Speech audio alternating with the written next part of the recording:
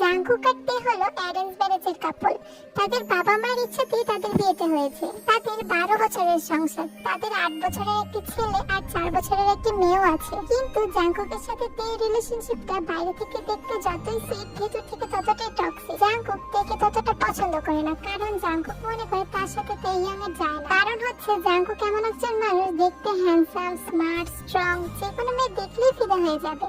সে চেয়েছিল তার স্ট্যান্ডার্ডে কেউ তার ওয়াইফ হবে আর তার বাচ্চার মা, যে তাকে সবসময় সাপোর্ট করবে। অন্যদিকে আমাদের তে একজন সিম্পল গার্ল, সে মানুষকে হেল্প করতে ভালোবাসে।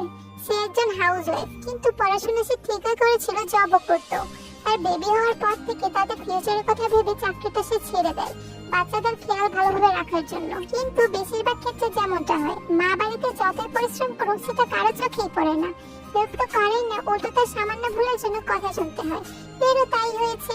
সে যতই সবার কথা ভাবুক, তার কথা ভাবার মতো কেউই নেই।